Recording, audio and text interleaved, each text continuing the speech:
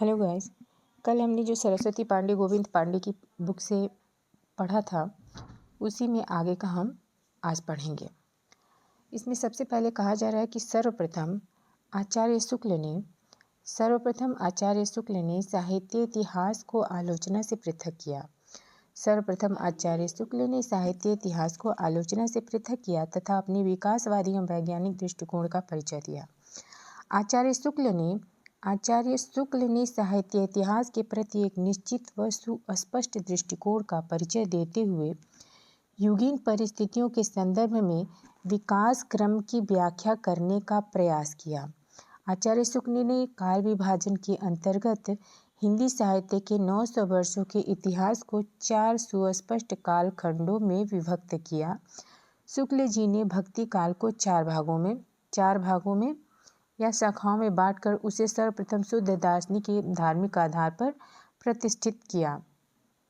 रामचंद्र शुक्ल ने अपने इतिहास में पहली बार कवियों और साहित्यकारों के जीवन चरित्र संबंधी इतिवृत्ति के स्थान पर उनकी रचनाओं के साहित्यिक मूल्यांकन को प्रमुखता दी।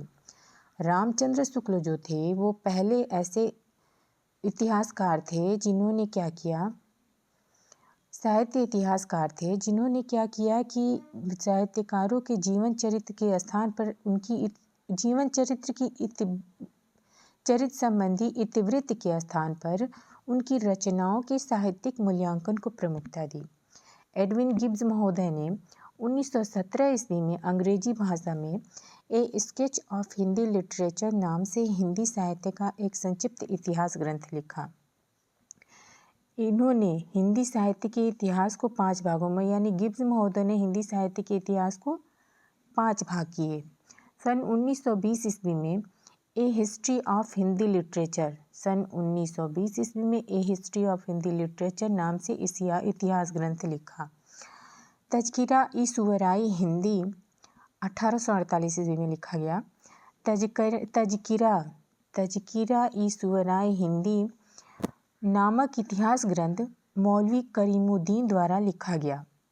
इसमें कुल कवियों की संख्या 1004 है जिसमें हिंदी के 62 हैं।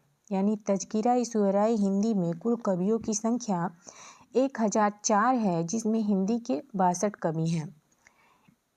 इस ग्रंथ में यानी तज़किरा ई सुवराई हिंदी में प्रथम बार कालक्रम का ध्यान रखा गया।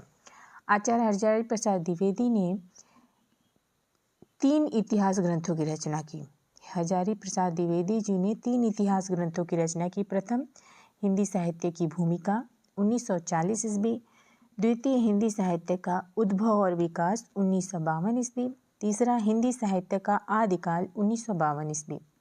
आचार्य द्विवेदी ने अपने इतिहास में परंपरा की निरंतरता का अनुशीलन करते हुए एक व्यापक इतिहास दर्शन की भूमिका तैयार की।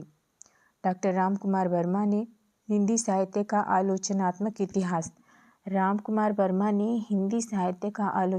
इतिहास नामक पुस्तक लिखी। हिंदी साहित्य का आलोचनात्मक इतिहास जो कि रामकुमार वर्मा ने लिखी थी, इसका प्रकाशन 1938 ईस्वी में हुआ। ये जो रामकुमार वर्मा जी की पुस्तक है ये बहुत इम्पॉर्टेंट है। इसको क्वेश्चन पेपर में पूछ लेता है कि हिंदी साहित्य का आलोचनात्मक इतिहास की रचना किसने करी थी, तो आंसर हुआ doctor Ramkumar Verma. Thank you दोस्त। अगर आपको मेरी वीडियो अच्छी लगी हो तो प्लीज़ लाइक शेयर